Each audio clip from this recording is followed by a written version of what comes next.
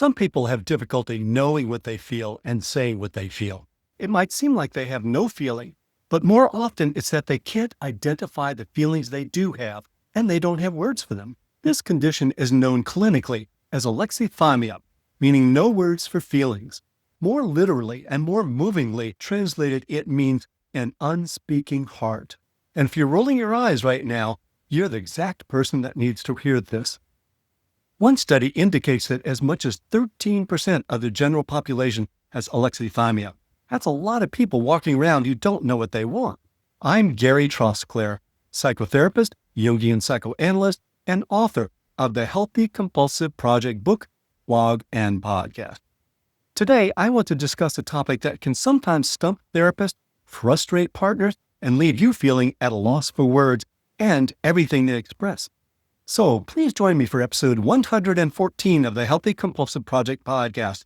Can't identify your feelings? You may have alexithymia, the unspeaking heart.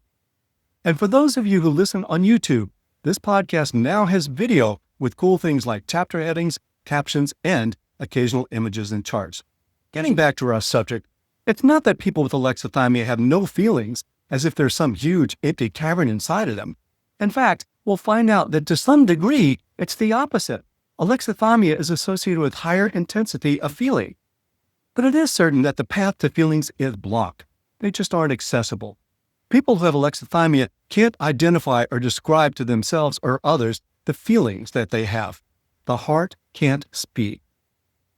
While the heart has the right to remain silent, that silence results in not knowing what you want, and you may turn to other sources of guidance. We'll get to that in other results of alexithymia soon. This is not technically a diagnostic term, and the last thing I want for you is to have another label to demean yourself with. But the term may help you to see that it's a thing. The research community is on it. You're not the only one that can't say whether you're feeling infuriated or irritated, repugnance or revulsion, apoplectic or angry. Alexithymia is partly the result of an emotional strategy that no longer works. It's an aspect of your personality that had a purpose, but now needs balancing, because while its original intent was to prevent suffering, it now causes suffering. Let's not put salt on the wound. If you're curious about whether you have alexithymia and you want to take the standard test, it's called the Toronto Alexithymia Scale, and you can find it just about anywhere online. My goal in this post is not to be diagnostically precise or comprehensive, and I won't be able to address autism spectrum disorder or trauma and dissociation. The content is complex enough as it is. We'll proceed by exploring the causes, consequences, and cures for alexithymia. First, the causes. You might be wondering, how did I come to this? Why is my heart not speaking to me? Was this something I said? Not exactly. It's not simple, but I'll try to make it clear. The causes are interrelated, and understanding the loops that they get into will help you to improve your connection to emotion if you decide you want to. I'll describe the causes in brief first, then in more detail. Here are the three basic ones. You're born with a certain degree of emotionality, how much you react. Metaphorically, you come with an excitable heart or a calm heart already installed. This is temperament, and it can be observed at birth. The next one is that you're born with degrees of access to those emotions, higher or lower levels of connection to your heart. That is, whether you're alexithymic or not.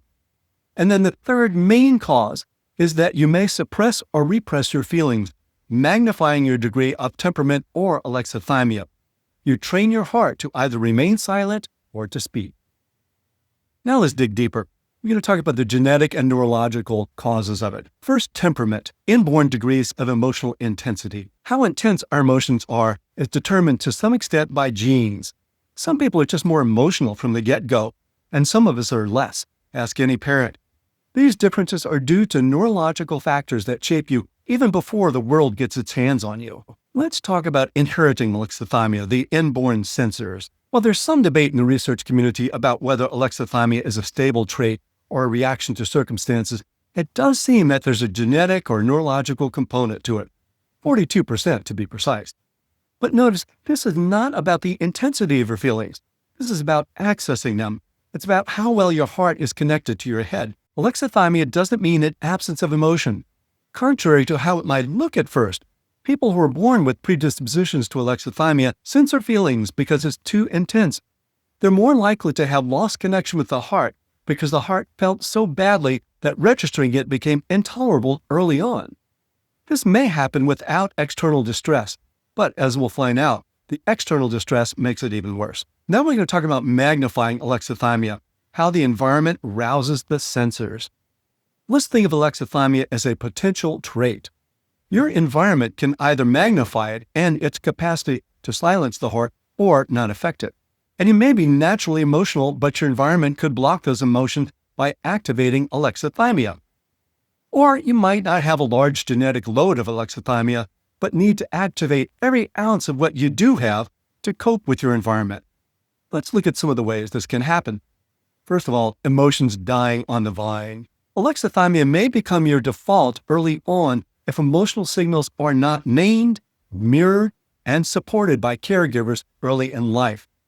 This can happen if caregivers are neglectful, absent, distracted, or otherwise unable or unwilling to help the child understand and express their feelings.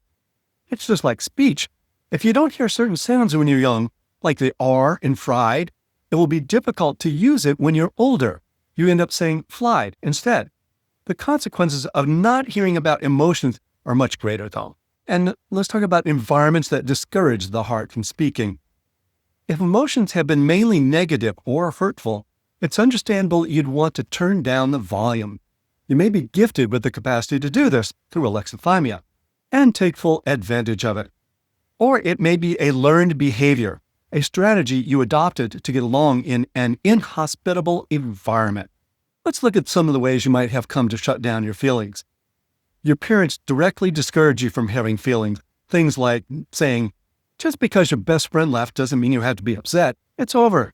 Quit crying over spilled milk. Or you might say, oh no, I spilled my milk. And then your parent says, it's just milk. You shouldn't get all upset about spilling it. You should be more reasonable. Or you say, but mommy, I want chocolate milk. Your mother says, quit complaining. Poor kids would kill to have that cup of milk. Or your parents indirectly discouraged you from having feelings. For instance, if you said, Mommy, Bertha ignored me at lunch yesterday.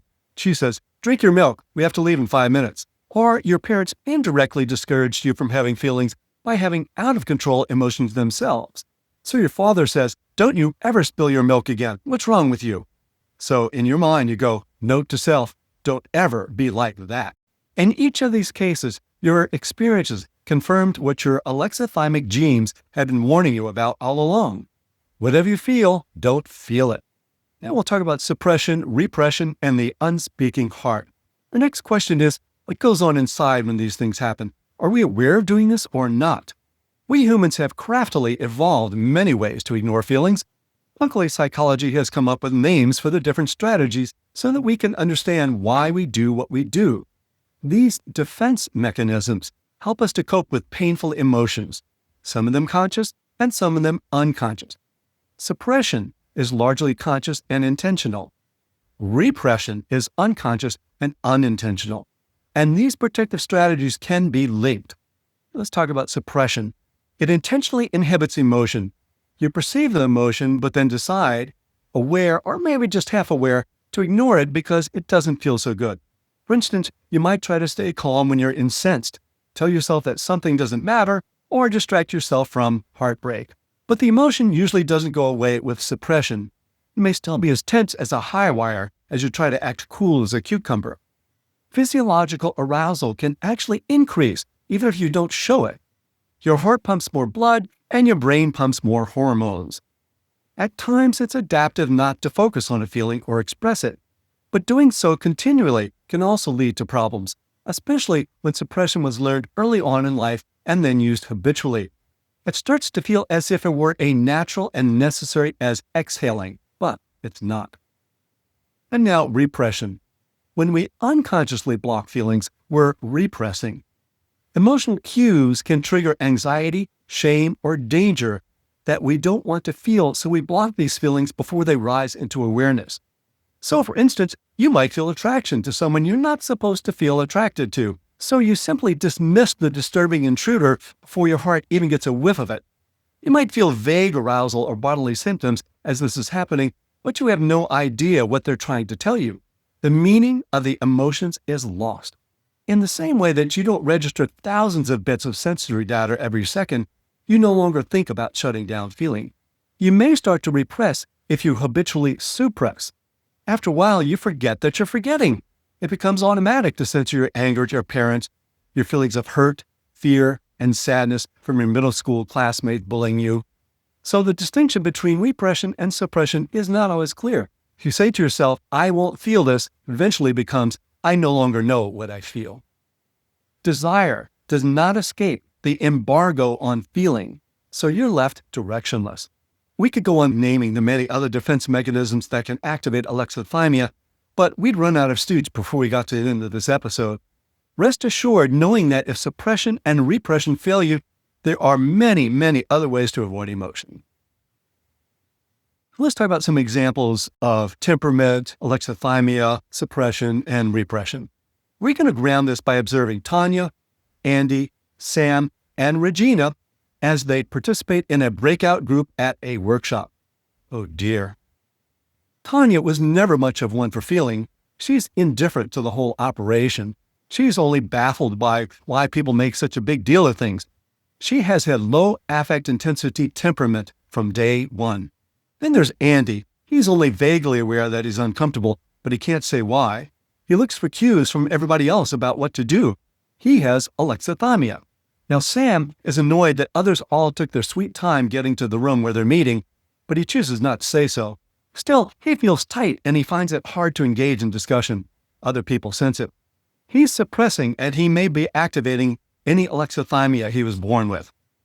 And finally, Regina is not aware that she feels resentment toward the people running the workshop. She doesn't like being told what to do since her parents are very authoritarian, but because any sort of questioning was forbidden, her feelings had to be blocked before reaching consciousness. Similarly, she isn't aware of being triggered now. She's just wondering what they're serving for lunch. She's repressing and probably has activated any alexithymia she was born with. They had a really jolly good time together. So now let's talk about perpetuation. These mechanisms of suppression and repression can eventually become traits, an aspect of your personality, and that's more like alexithymia. Defense mechanisms habitually hardening into a trait is like water freezing into ice. In actual life, these tendencies run together. Suppression can start as a circumstantial strategy, but over time, the nervous system always reduces access. Now let's talk about results of living alexithymically. That's not really a word, but it fits.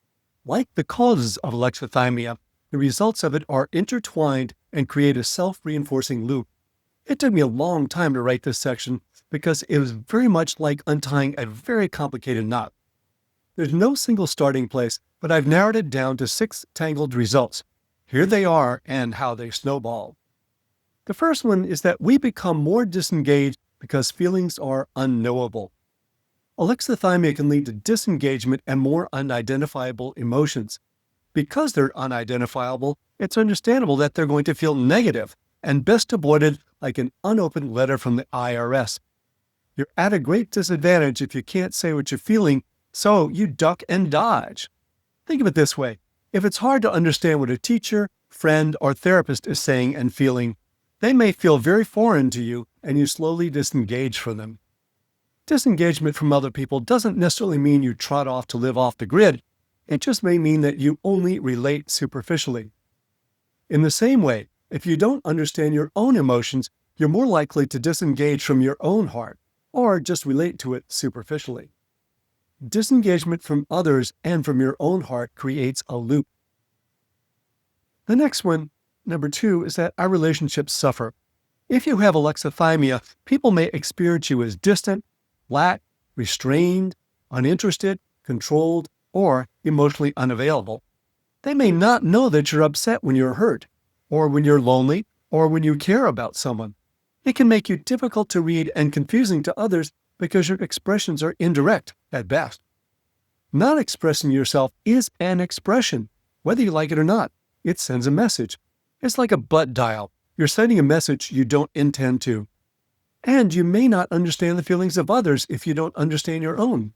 For instance, you might be asking yourself, he looked away after I said that I didn't care.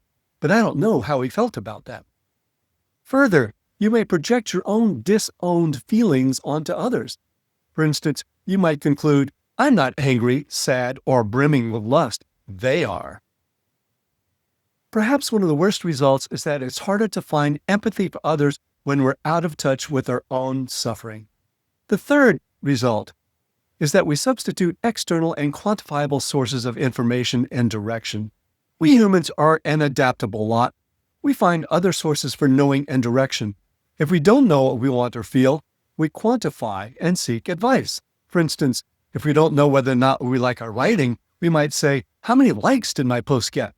Or if we don't know whether or not we want a job, we might say, how much would that new job pay? And ignore anything we would like or not like about the job itself. We focus on external facts rather than internal experience. Or, in order to find direction, we look to others. Everyone on Instagram says St. Bart's is a great place to go, so that's where I'll go. I was struck by this when I saw a message from Rufus, Amazon's AI shopping concierge. Concerned, as always, about my well-being, Amazon had Rufus, unprompted, make suggestions about what deals I would like and what I should treat myself to. Apparently, a lot of people out there don't know what they want and need a machine to tell them what to do. The fourth result is that when the heart is silent, you try to substitute thinking for feeling. Without the input of the heart, we try to think decisions through, decisions that are outside the scope of practice of the cerebral cortex. It's like consulting an electrician about whether to get a beagle or a basset hound. We like to think of ourselves as rational creatures, guided by enlightenment and motivated by the right and reasonable thing to do. But we're really guided by emotion, not reason. We're just very talented at justifying our behavior as if it were, of course, the most reasonable thing that any prudent human being would do. So when we can't hear the heart, like AI that just hallucinates facts it doesn't know, we rationalize what we end up doing. Chocolate ice cream might keep me awake at night, so I'll eat vanilla instead. I really wanted vanilla, but I couldn't access the preference, so I found a, quote, reason to go one way or the other. And notice that I've chose my flavor, vanilla, advisedly here. Emotions provide direction because they lead to our values, what's most important to us. They fuel our passions. Without them, we're paralyzed, or, at best, wandering aimlessly. For example, when people don't have access or vocabulary for their feelings, they may go back and forth about commitment to a relationship. It's a very painful struggle. It's sometimes referred to as ROCD, that is, Relationship Obsessive Compulsive Disorder. It originates in a lack of connection with the heart and an over-reliance on the mind. The fifth result is that we become depressed. One surprising thing about alexithymia is that it's associated with depression. Depression isn't exactly sadness, though in our inexactitude we equate the two. We sometimes use the word depression as a stand-in for sadness, grieving, disappointment, or discouragement. When you're in these emotional states, you still care. But when we're depressed, we may not care. Emotions seem absent. As I wrote in a previous post about depression, the absence of energy can be a warning from your heart that you've been caring too much about the wrong things. The heart goes on strike until you get the point and change your ways. But which causes which? Does the depression come first, or does alexithymia? It goes both ways. Depression makes you more likely to be alexithymic, and alexithymia makes it more likely that you'll be depressed. It can also increase your odds of becoming suicidal or aggressive. Rather than chase our tails with this, let's just say that when alexithymia is not addressed, we have less reason to be happy. If you don't desire anything, there's less to savor and less to look forward to.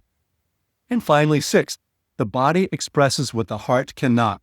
When our body expresses what we don't have words for, we call it somatization. Soma means body. This could mean that you get physically exhausted when you're really tired of something, but you can't say it. It can mean you vomit when faced with something you can't swallow. It can mean your skin breaks out to express your anxiety about getting close.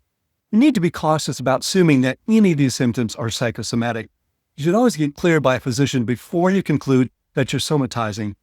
Then, once doc clears you, consider your symptoms a possible back channel for prohibited communication. Now we're going to talk about cure, and that's too strong a word, but we're going to talk about what you can do about it. You can get better at knowing what you're feeling and at describing it. probably more than you would imagine you could. But remember that progress is usually gradual, uneven, and measurable over months or even years, not weeks. First of all, psychotherapy helps. Research indicates that psychotherapy can help us to connect or reconnect with our feelings. Think of it as going back to school to learn what no one ever taught you about growing up, that is, feeling. It would be unrealistic for us to imagine that even with optimal therapy and optimal self-help, we could all become fountains of emotional clarity. Some of us will always be better at this than others, but that doesn't mean those at the low or middle end of the scale can't enjoy a better connection with their heart. Therapy aims to understand how we lost connection with our heart and what we're still doing to keep up those barriers. We also learn, through practice, to detect emotional signals that rarely reached consciousness before. We tend to use a bottom-up approach, tuning into the body. We learn to be with the feelings without thinking we are the feeling or identifying with feelings. Recall that one of the causes of alexithymia is that emotions are actually too intense and too negative. We can't separate treatment for suppression and repression from alexithymia. Holistic treatment includes understanding both why we suppress and repress and how we can build awareness of feelings and a vocabulary for them. Individual or group therapy can be helpful both in providing structure and in providing opportunities to exercise connecting and labeling feelings. Here are some of the ways it can be helpful. Getting feedback. For instance, "Jim, you always look sad to me." Or practicing identifying a feeling in the moment and expressing it. "It really pisses me off when you tell me what I'm feeling." Or developing insight about your story. "I thought that as my therapist or my group leader, you'd affirm my feelings. You don't. You're worse than my parents." So another technique for improving your connection with your feelings is mindfulness meditation. Mindfulness meditation can be helpful in that it structures time for you to simply watch feelings as they come up without judging them. You sit down at a quiet time in a quiet place so you can hear things you didn't normally hear. So try it right now. Slow down and pay attention to this very moment. If you try to meditate and nothing comes up, observe what the emptiness is like. Then ask whether it's pleasant or unpleasant. If that's hard, just note any judgment, the exercise, my suggestion, or about yourself. Have some compassion and patience for yourself. But be mindful about how you use mindfulness. Some people think the purpose of meditation is to help us just bliss out. Wrong. It's about tuning in. Let's talk about the other way to improve connection with the heart is through practice. Practice makes connection. Whether you use therapy or meditation, or you work on your own, here are some of the most helpful approaches to reconnecting with your heart. There's no magic here. There's just practice. You either started with the volume turned down on feeling, or you've had to turn it down when things got too loud. In either case, we need to practice tuning in and turning up the volume. Pay attention to your body. Learn to tune into it. There's a 6-step technique called focusing, which is a great tool for this. You can find it at focusing.org. Consider that there may be deeper layers of feeling than the one you may be faintly aware of. Notice that you may have more than one feeling at once. You may only be aware of the feelings that are, quote, on top, missing the feelings underneath. Anger may be underneath anxiety. Anxiety may be underneath anger. And there may be anger under depression. Whenever you're waiting in line at the grocery store, on hold on the telephone, or when your computer's warming up, just take a moment to try tuning into what's happening inside. This might seem unrealistically simple, but chances are you've avoided it for years. Just as suppression may have become a habit, tuning in can become a habit as well. So start with the basics and branch out. If you're not sure what you're feeling, start by asking yourself whether your experience is pleasant or unpleasant. Then ask which of 7 basic emotions you may be having. Imagine a radio signal coming from a distant planet that you have to concentrate on to tune into. This signal may be very faint at first, but tune into it by tuning into your body. Take the risk that you may not get it just right. Don't let perfectionism get in your way. This is just beta, a work in progress that's always subject to tweaking. I'm going to list 7 basic feelings here. Researchers have come up with 5 or 6, 7, or even 8, but these are the ones I think might be most helpful for our purposes here. fear, sadness, anger, joy, shame, disgust, and hurt. Once you can pick one of these, just as a ballpark emotion, then you can branch out into more nuanced expression. And I'm going to list those 7 again, each with a few alternatives that might help you to tune in to more specific feeling. And keep checking in with your body to see if the term resonates. So, under fear, other words for fear are frightened, anxious, terrified, concerned, worried. Other words for sadness might be despairing, hopeless, disappointed, empty, apathetic, worthless. Other words for anger might include frightened, mad, frustrated, hateful, aversion, furious, explosive, enraged, irritated. Other words for joy are ecstatic, happy, content, satisfied, proud. Other words for shame could include remorse, guilt, embarrassed, rejected, inferior, worthless. Other words for disgust could include hate, loathing, aversion, judgmental, revulsion, and other words for hurt could include violated, betrayed, humiliated, lonely, vulnerable, worthless. You might also download an image from the internet that can show you many, many different levels of feelings so that you can tune in more. Finally, let go. In your effort to tune in, try to monitor if you get tense or work too hard. Just notice. The process is much more about letting go so you can hear what wants to be heard, allowing it to surface. If you notice yourself straining or forcing, that's a good start to connecting with naming and feeling. While some of your emotions have been painful, remember that there's an entire world of positive emotions in there as well. I hope that you can permit them safe passage. Your heart is waiting. You can find transcripts of this podcast with links to research sources and lots more at the Healthy Compulsive blog, www.thehealthycompulsive.com. If you'd like to subscribe to the Healthy Compulsive podcast, hit that subscribe button. And for a thorough guide to cultivating the positive potential of the compulsive personality, find my book on Amazon, The Healthy Compulsive, Healing Obsessive Compulsive Personality Disorder and Taking the Wheel of the Driven Personality. And if you find any of these helpful, let others know by leaving a review. Till next time, enjoy the drive.